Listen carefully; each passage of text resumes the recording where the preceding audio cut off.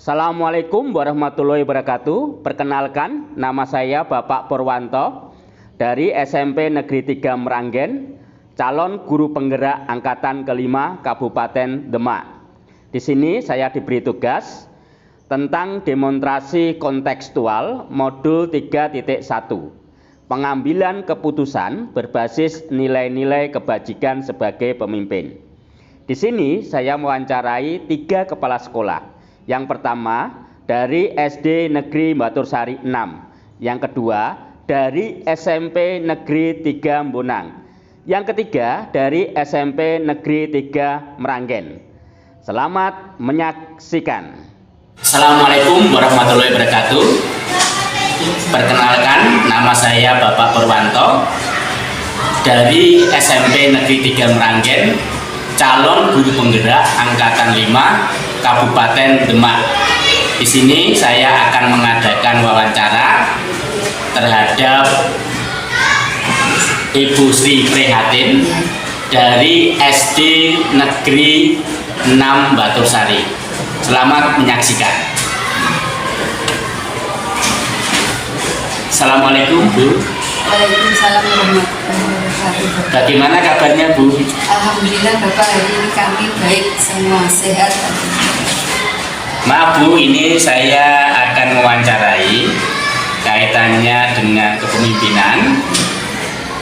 Yang pertama, selama ini bagaimana Anda dapat mengidentifikasi kasus-kasus yang merupakan dilema etika atau bujukan moral? Assalamualaikum warahmatullahi wabarakatuh Bapak. Terima kasih waktu yang diberikan pada saya dan kesempatan yang diberikan kepada saya. Kali ini kami sebagai Kepala Sekolah SD Negeri Batursari, sebelumnya banyak sekali kasus Pak, namun kami akan memilih salah satu kasus, yaitu saat kami menerima siswa baru di SD Negeri Batursari ini. Karena pada penerimaan siswa baru itu kami di masa pandemi Bapak, jadi anaknya tidak dibawa ke sekolah, yang didaftarkan lewat online. Kebetulan kami juga walaupun aja sudah pakai online Pak, jadi mendaftarkan nama dan usia maupun alamat. Ya, setelah kami terima dan anak itu masuk, ternyata anaknya itu hiperaktif Pak. Jadi anaknya itu tidak bisa dikendalikan, sehingga kami bingung antara diterima dan tidak. Sehingga kami dalam mengambil keputusan, memang kita sekolah tidak boleh menolak siswa, jadi kita terima saja anak tersebut. Namun dalam menerima itu banyak pro dan kontra antara guru kelas maupun guru yang lain, sehingga kami mengambil kebijakan anak tetap kita terima dulu, entah nanti setelah 3 bulan kita evaluasi bagaimana perkembangannya, sehingga kami akan mengambil keputusan untuk mencari solusinya. Saya kira itu Bapak yang bisa kami sampaikan. Berikutnya Bu, yang pertanyaan kedua, selama ini bagaimana Anda menjalankan pengambilan keputusan di sekolah Anda, terutama untuk kasus-kasus di mana ada 2 kepentingan yang sama-sama benar atau sama-sama mengandung nilai kebajikan? Keputusan karena sama-sama benarnya, yaitu terutama kami fokuskan kepada siswa kami Bapak.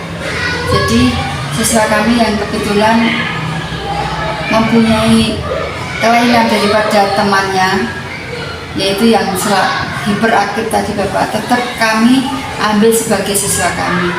Hanya saja kami mempunyai strategi tertentu. Nanti setiap 3 bulan anak tersebut akan kita evaluasi.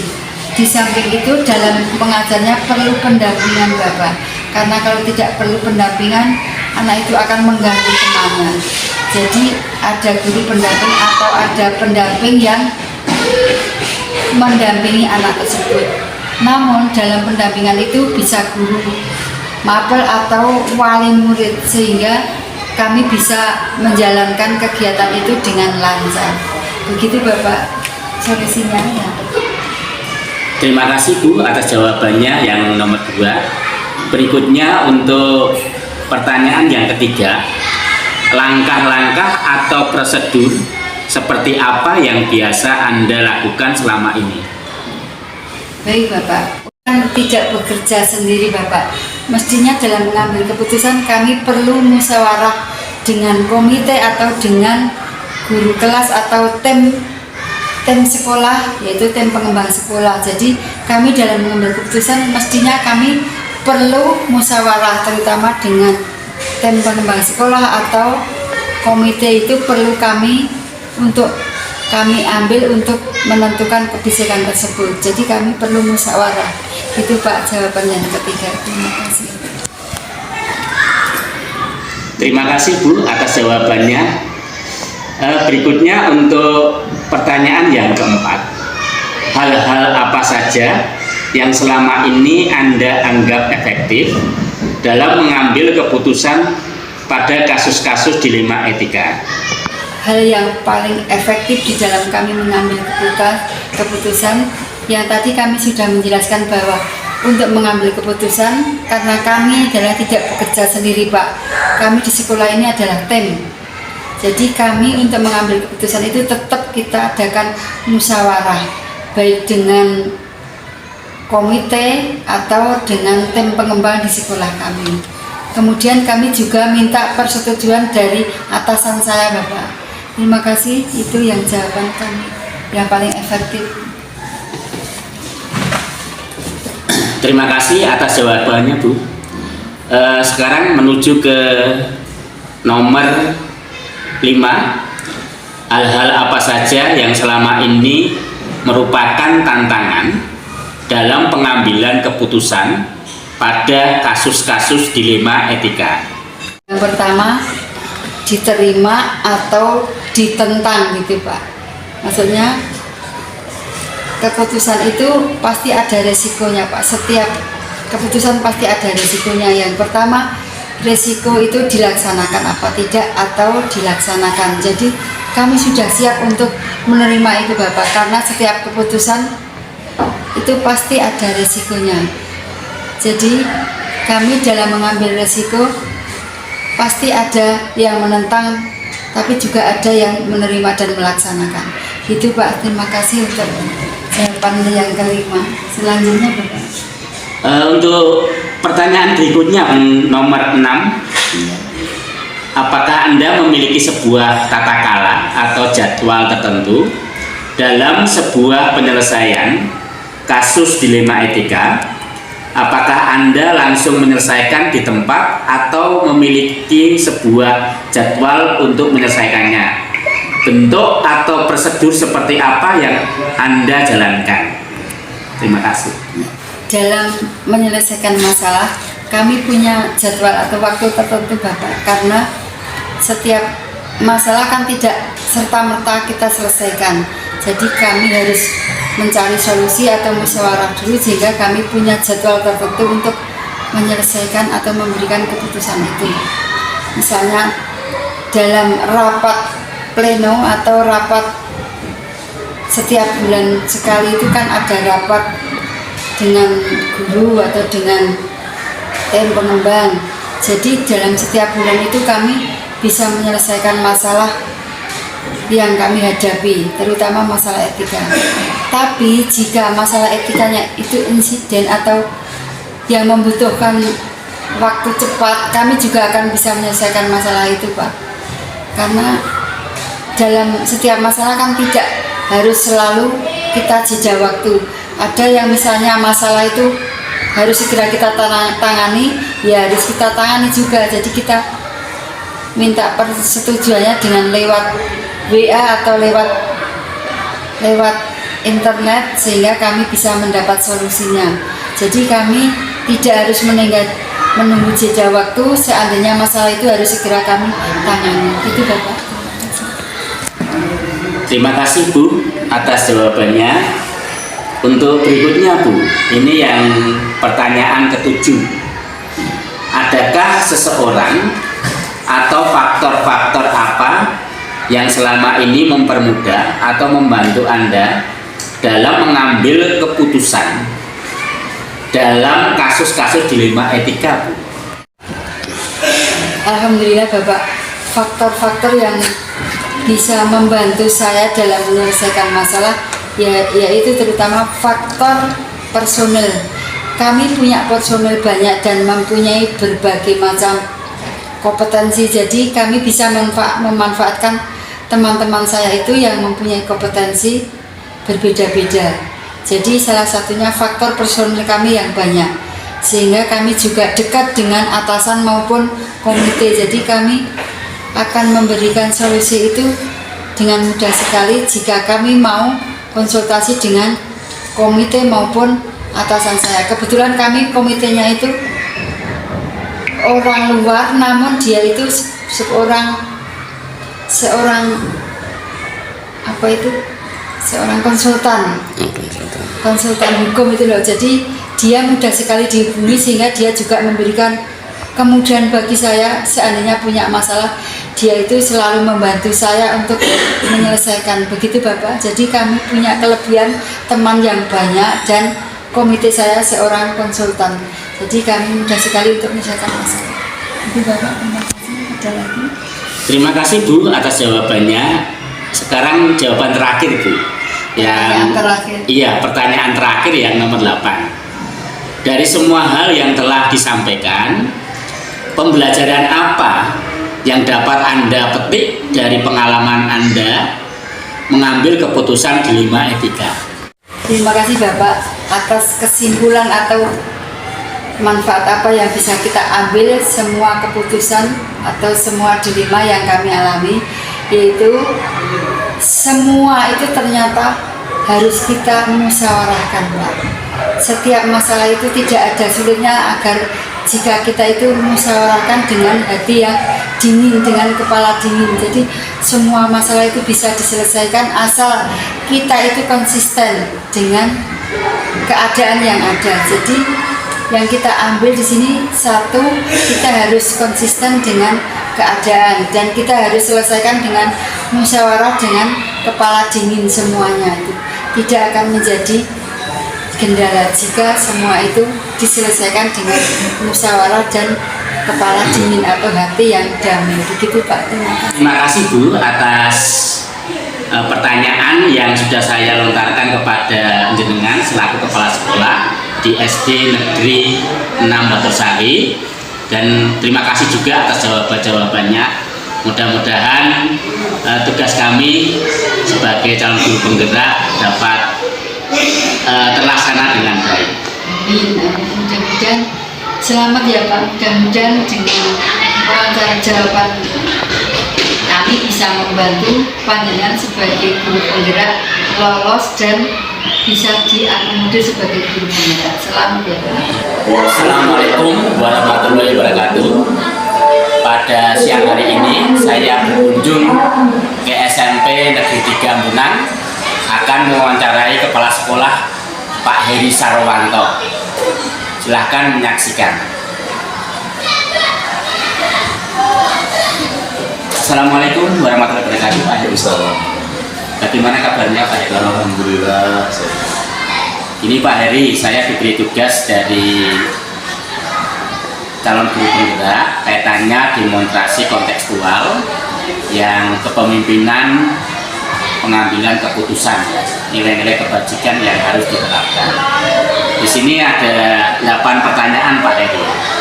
Untuk yang pertama, selama ini bagaimana Anda dapat mengidentifikasi kasus-kasus yang merupakan dilema etika atau bujukan moral? Terima kasih Bapak. Selama ini di dalam mengatasi permasalahan etika atau bujukan moral, hal yang sangat penting kami tekankan kepada rekan-rekan guru karyawan ataupun bahkan siswa itu adalah bagaimana mereka mendasarkan setiap langkahnya itu pada sebuah konsep keagamaan. Artinya dengan berdasar pada keagamaan dan keilmuan yang benar, maka insya Allah akan mendekati sebuah titik yang memungkinkan untuk pada etika yang baik dan moralitas yang baik. Gitu, Pak. Terima kasih Pak atas jawabannya. Lalu pertanyaan yang kedua, selama ini bagaimana Anda menjalankan pengambilan keputusan di sekolah Anda, terutama untuk kasus-kasus di mana ada dua kepentingan yang sama-sama benar atau sama-sama mengandung nilai kebajikan? Untuk mengambil satu keputusan, memang kita perlu memikirkan efek yang akan timbul dari sebuah keputusan tersebut. Kalau misalnya pada satu hal penting, maka sangat penting kiranya saya mengambil keputusan tidak hanya berdasar pada keputusan diri. Mungkin saya akan koordinasikan dengan para unsur pimpinan, dengan pertimbangan-pertimbangan mereka, insya Allah akan lebih mendekati sebuah kesempurnaan langkah, tidak hanya dalam sudut pandang saya, tetapi dengan sudut pandang teman-teman yang akhirnya wawasannya lebih banyak. Begitu. Terima kasih atas jawabannya Pak Heri.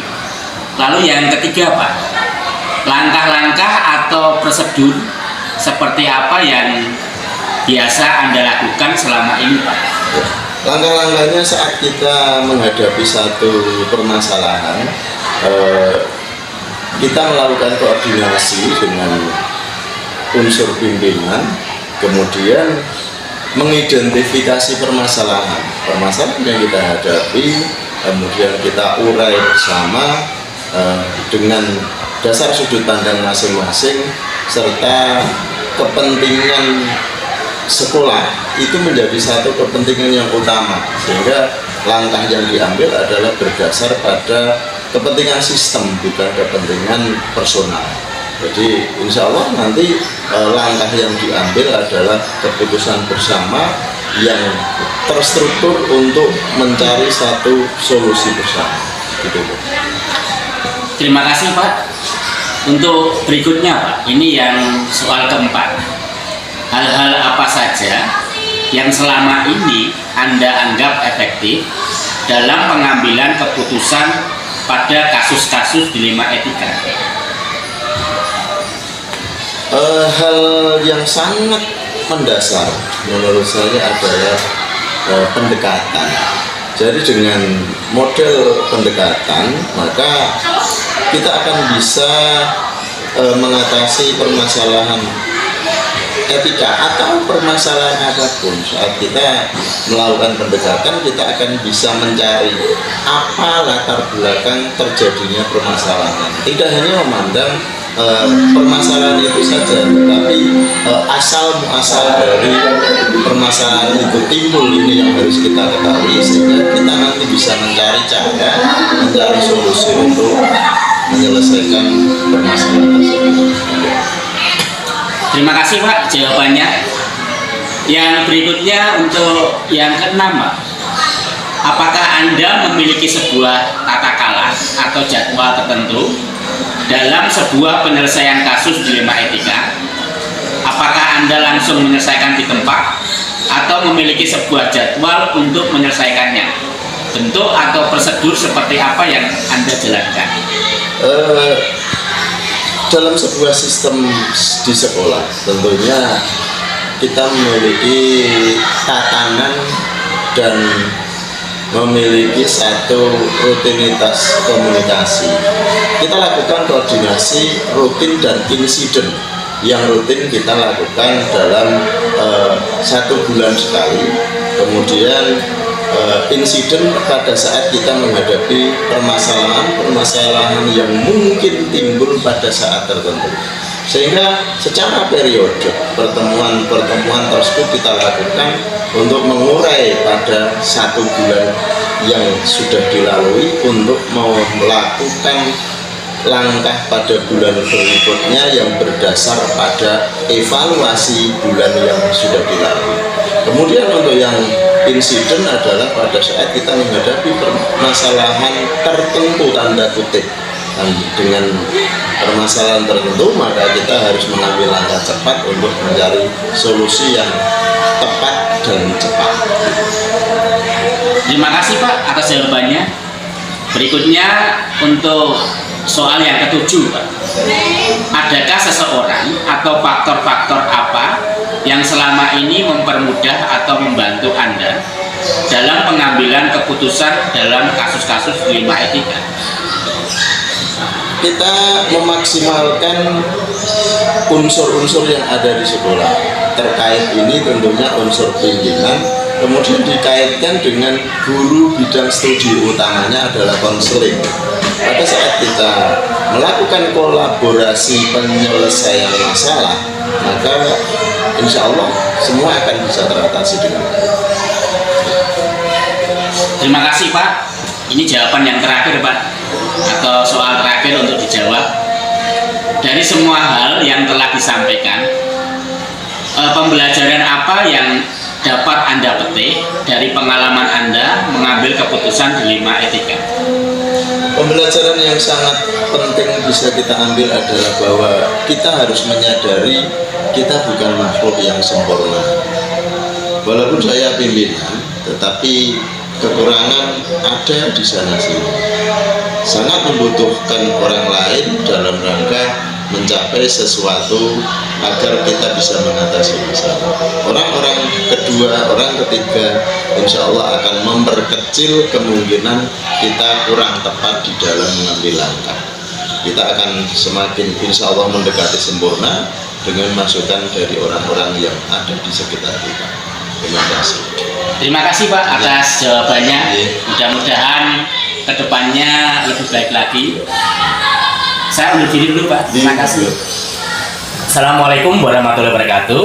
Selamat pagi. Pada pagi hari ini saya menghadap Kepala Sekolah SMP Negeri 3 Meranggen, Bapak Sorban, untuk mewawancarai pengambilan keputusan nilai-nilai kebajikan sebagai seorang pemimpin. Selamat menyaksikan. Selamat pagi Pak. Selamat pagi Pak Put. Bagaimana kabarnya Pak? Alhamdulillah sehat walafiat. Maaf Pak Sorban, di sini saya ditugaskan dari calon guru penggerak angkatan 5 kaitannya dengan tugas demonstrasi kontekstual pengambilan keputusan sebagai seorang pemimpin. Untuk wawancara di sini ada 8 pertanyaan Pak. Untuk pertanyaan yang pertama, selama ini bagaimana Anda dapat mengidentifikasi kasus-kasus yang merupakan dilema etika atau bujukan moral? Ya, selama ini selamat pagi Mas ya. Ini pertanyaan yang cukup berat ini karena kasus itu ada berarti satu mengandung masalah pada seseorang dan masalah pada institusi. Ini contoh kasus yang merupakan dilema itu sama-sama mengeluarkan anak, tapi dilihat dari situasi kondisi tertentu anak. Contoh anak orang miskin sama-sama dikeluarkan karena melakukan suatu faktor X, ya, sebut saja mungkin bolos atau mungkin minum-minum atau narkoba, sama-sama dikeluarkan. Tetapi ini perlu ditimbang-timbang lebih dulu karena perlu diadakan pendampingan dulu. Apakah anak ini pernah melakukan pertama kali atau kedua kali?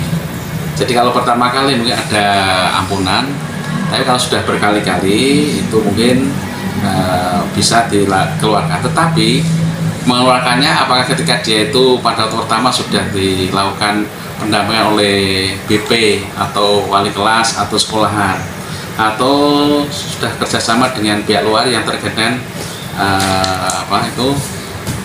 penyalahgunaan narkoba, itu contohnya. Tapi kalau belum, ya itu perlu dilakukan pendekatan, jangan dikeluarkan dulu. Itu contoh dilema. Kalau dikeluarkan, ya kasihan. Artinya mungkin anak itu bisa tidak dikeluarkan, tetapi suruh pindah pada sekolah yang lebih cocok untuk dia, karena mungkin lingkungan di sini banyak teman-teman yang seirama dengan dia, akhirnya dia bisa berbuat seperti itu. Dia itu terpaksa atau mungkin hanya ikut-ikutan, maka perlu dipelajari. Maka sebaiknya dia dibantu untuk sekolah tertentu yang lebih cocok untuk dia. Itu Pak. Terima kasih Pak untuk jawabannya. Untuk yang kedua Pak, selama ini bagaimana Anda menjalankan pengambilan keputusan di sekolah Anda, terutama untuk kasus-kasus di mana ada dua kepentingan yang sama-sama benar atau sama-sama mengandung nilai kebajikan? Terima kasih. Untuk keputusan kami memang selalu fleksibel melihat situasi dan kondisi. Fleksibel artinya kita mengajak pada stakeholder, pada komite untuk membicarakan tentang sekolah, juga mengajak pada guru BK atau BP, kemudian juga wali kelas, dan juga pada waka untuk berebut bersama. Bagaimana suatu keputusan itu bisa tepat sasaran dan tepat penggunaan dan tidak mengecewakan dari pihak manapun. Karena itu kami berebut bersama mencari keputusan yang terbaik. Semoga keputusan ini bisa diterima oleh pihak yang terkait, baik sekolah maupun pihak dari orang tua atau dari pihak lain. Karena apa? Hidup itu adalah istilah kesepakatan. Maka kadang-kadang benar itu tidak cocok. Istilah orang Jawa, benar tapi tidak meneri. Karena itu kasus-kasus yang terkait dengan ambiguitas atau mengandung dilema itu memang perlu pembicaraan yang lebih khusus lagi. Nah, itu Pak. Ya. Terima kasih Pak atas jawabannya. Berikutnya Pak, untuk yang ketiga, langkah-langkah atau prosedur seperti apa yang biasa Anda lakukan selama ini? Ya, terima kasih. Prosedur atau langkah-langkah terkait dengan kasus, maka kita melihat dari peraturan dari sistem pendidikan dulu. Peraturan sistem pendidikan itu kayak apa, kemudian peraturan daerah kalau ada, kemudian juga peraturan sekolah. Namun kadang-kadang sekolah itu tidak melihat itu, akhirnya langsung dia mencari jalan pintas seolah dari peraturan sekolah itu yang digunakan. Itu nggak pas. Contoh untuk anak sekolah wajib sekolah atau wajib berpendidikan 9 tahun itu tetap kita bantu, bukan berarti di sekolah ini, bisa di sekolah lain. Nah, kalau ada yang seperti ini, maka yang kita lakukan prosedur yang tepat itu ya menggunakan jenjang akademis, bukan emosi. Peraturan-peraturan dari pemerintah pusat, daerah, kemudian kabupaten dan sekolah ini juga perlu di cross check bagaimana dalam pelaksanaan selama ini, karena bagaimanapun yang namanya nilai atau yang namanya kasus itu adalah selalu berubah-ubah atau mengalami perubahan, tidak statis. Maka keputusan atau langkah-langkah itu juga bisa berubah-ubah sesuai dengan situasi dan kondisi. Namun kita tetap mengutamakan yaitu langkah-langkah yang tepat, mengajak semua pihak untuk selalu berebut. Ya, terima kasih Pak atas jawabannya. Untuk yang keempat Pak, hal-hal apa saja yang selama ini Anda anggap efektif dalam pengambilan keputusan pada kasus-kasus dilema etika? Ya. Wah, pertanyaannya agak susah ini ya. Ya, efektif itu memang suatu dunia itu nggak ada yang efektif Mas. Karena apa? Efektif itu seolah-olah itu instan ya. Padahal antara satu dengan yang lain itu selalu terkait. Maka menurut keputusan yang efektif, menurut saya adalah pihak yang terkait itu bisa menerima keadaan atau menerima kenyataan, baik mungkin dari guru atau dari siswa sama-sama melanggar. Ada guru yang melanggar, contoh tidak mengajar sekian hari, enggak gitu, tidak langsung kita keluarkan atau tidak langsung kasih sanksi, tetapi tetap kita kasih perhatian khusus untuk dilakukan pembinaan, untuk dilakukan langkah-langkah pendekatan persuasif, ya itu seperti itu. Juga anak-anak juga dilakukan pendekatan persuasif. Ya, namanya manusia itu bukan berarti kasus, tetapi mungkin baru nasib ya, baru nasib. Maka perlu kita bantu ya mereka itu. Jangan sampai dia terlalu jauh penyimpangannya, maka kita bantu. Jadi kita tetap berprasangka bahwa anak yang selama ini atau bapak ibu yang selama ini kurang disiplin atau melanggar sesuatu itu, katakan sebagai mereka itu adalah baru kena coba. Oleh karena itu kita bantu sebaik-baiknya dan setepat-tepatnya agar dia tidak ke sana. Insya Allah kalau kita menggunakan bahasa itu, yang terkait akan bisa menerima dengan baik. Jadi dengan bahasa persuasif atau dengan bahasa humanis, nonton Mas. Terima kasih Pak untuk soal yang keempat. Saya garis bawahi kaitannya dengan persuasif ya. Persuasif di sini istilahnya tidak terlalu keras terhadap siswa ataupun guru dalam menerapkan dilema etika ini. Lalu yang berikutnya Pak, untuk soal yang kelima di sini, hal-hal apa saja yang selama ini merupakan tantangan dalam pengambilan keputusan pada kasus-kasus dilema etika? Ya. Yang merupakan tantangan itu jika yang terkait itu tidak menerima keputusan. Mengapa?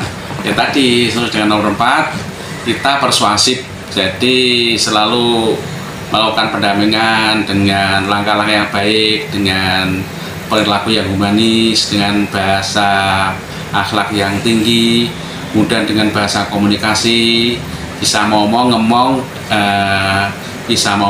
dan ngomong ya. Itu kalau kita ada omongnya, ada rembuknya, insya Allah keputusan yang dilaksanakan atau yang telah dilakukan itu tidak akan mengalami tantangan. Maka kita harus komunikatif dengan mereka. Komunikatif itu berarti kita selalu sambung terus. Kalau orang Islam atau orang beragama itu bahasa silaturahim. Dengan silaturahim itu tantangan itu akan bisa dieliminir ya sedikit demi sedikit. Insya Allah tantangan itu akan semakin mengecil lah. Karena hidup itu memang tantangan, tanpa ada tantangan memang kita tidak bisa bergerak. Namun dalam bahasa edukatif kita istilahnya adalah melakukan komunikasi yang efektif, teman-teman. Ya, terima kasih Pak untuk jawabannya. Bisa saya garis bawahi di sini kaitannya dengan nomor 5, yaitu tentang komunikasi, baik itu terhadap Bapak Ibu guru maupun terhadap siswa yang ada di sekolah SMP 3 Negeri Meranggen. Berikutnya Pak, untuk nomor 6, apakah Anda memiliki sebuah tata cara atau jadwal tertentu dalam sebuah penyelesaian kasus dilema etika? Apakah Anda langsung menyelesaikan di tempat atau memiliki sebuah jadwal untuk menyelesaikannya? Bentuk atau prosedur seperti apa yang Anda jalankan? Yeah. Nah, ini kadang-kadang kita melihat dari permasalahan yang ada. Kalau permasalahannya tidak terlalu rumit, maka tanpa ada jadwal tentu langsung bisa kita selesaikan. Tapi kalau permasalahannya terlalu rumit, harus terkait dengan beberapa orang, dari tokoh atau dari siapa, tetap kita menjadwalkan penyelesaian tertentu dan di tempat tertentu. Karena bisa fokus pada masalah itu. Jadi itu bisa untuk membantu atau mempermudah dalam penyelesaian. Jadi intinya sangat fleksibel. Jika hanya ringan-ringan saja, kita tidak sendirian karena keputusan itu tetap sama melibatkan orang lain, tetapi tidak pakai jadwal tertentu. Kemudian kalau sifatnya adalah sangat berat, tetap kita akan menggunakan jadwal tertentu dan juga komunikasi dan kerjasama dengan pihak-pihak terkait. Karena pihak terkait bisa juga punya informasi yang lebih akurat, karena saya ada sangat terbatas sekali terkait dengan informasi itu. Jadi saya kira dengan banyak orang itu informasi yang terkait itu akan bisa sempurna, maka keputusan itu akan bisa tepat sasaran. Mas. Terima kasih Pak untuk jawabannya. Bisa saya garis bawahi di sini bahwa yang keenam tentang waktu itu fleksibel. Lalu berikutnya tergantung kasusnya. kasusnya kira-kira antara sedang, ringan atau berat ya. Kalau berat berarti perlu proses yang agak lama. Berikutnya yang ketujuh, Pak. Adakah seseorang atau faktor-faktor apa yang selama ini mempermudah atau membantu Anda dalam pengambilan keputusan dalam kasus-kasus dilema etika? Faktor apa yang mudah adalah pertama, kita langsung tahu otentik atau kemurnian kasus terhadap soal oleh saya sendiri. Jadi saya bisa melihat langsung.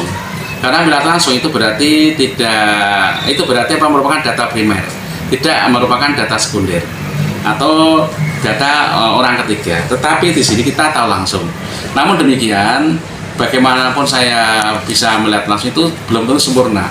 Maka langkah-langkahnya atau yang bisa memudahkan, saya tetap minta bantuan dari orang lain yang terkait. Contoh untuk guru BK, kemudian guru agama, punya internet itu lapor, saya tahu langsung. Tetap saya untuk mereka membantu pada saya terkait dengan itu. Contoh lagi dengan Bapak Ibu guru, walaupun demikian secara nyata di lapangan ini, tapi secara privasi saya kan nggak tahu.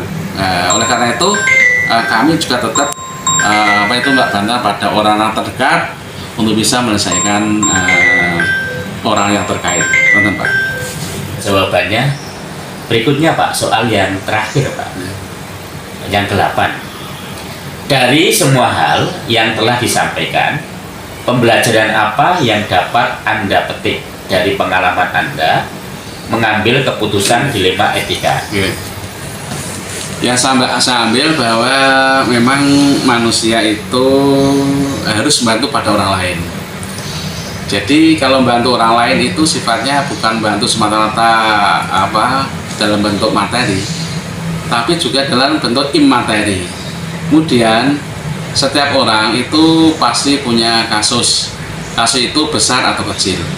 Jadi kasus itu bukan berarti kasus, tetapi untuk dia ke depan itu lebih waspada dan lebih sigap, lebih teliti dalam menentukan pilihan ya. Karena hidup itu pasti, tetapi aksesoris manusia adalah pilihan. Contoh, seseorang itu jadi guru penggerak, itu adalah pilihan. Kalau gurunya itu juga pilihan, tapi manusia hidupnya adalah pasti. Oleh karena itu, pilihan-pilihan itu adalah merupakan aksesoris, maka pasti banyak tantangan yang ada. Oleh karena itu, tetap kita sikapi bahwa tantangan itu adalah merupakan anugerah dari Allah Subhanahu wa Ta'ala, anugerah yang luar biasa. Namun manusia itu tidak bisa 100%. 50-50, 50 mengandung positif, 50% mengandung negatif. Yang negatif itu kita kelola dengan baik, insya Allah akan menjadi positif semua. Demikian yang saya sampaikan. Terima kasih. Terima kasih, Pak, atas wawancaranya pada pagi hari ini. Moga-moga kedepannya kita dapat bekerja sama dengan baik. Lalu berikutnya dapat saya terapkan juga di lingkungan sekolah ini. Terima kasih, Pak, atas waktunya. Terima kasih. Assalamualaikum warahmatullahi wabarakatuh. Sukses semuanya. Ya, amin, Pak.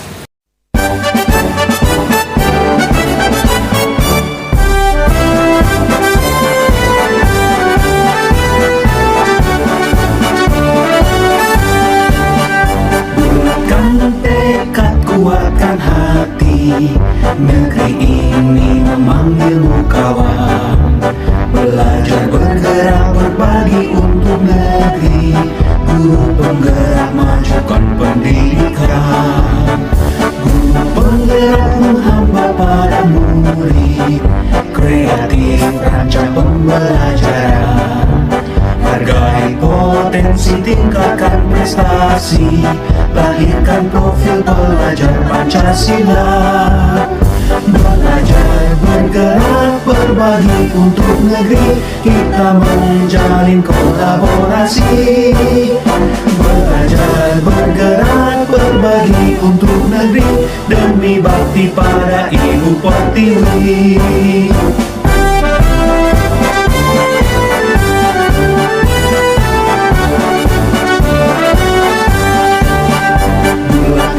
Tekad kuatkan hati, negeri ini Belajar bergerak berbagi untuk negeri, guru penggerak majukan pendidikan. Guru penggerak menghamba pada murid, kreatif rancang pembelajaran. Hargai potensi, tingkatkan prestasi, lahirkan profil pelajar Pancasila. Belajar bergerak berbagi untuk negeri, kita menjalin kolaborasi. Belajar bergerak berbagi untuk negeri, demi bakti pada Ibu Pertiwi. Belajar bergerak berbagi untuk negeri, kita menjalin kolaborasi.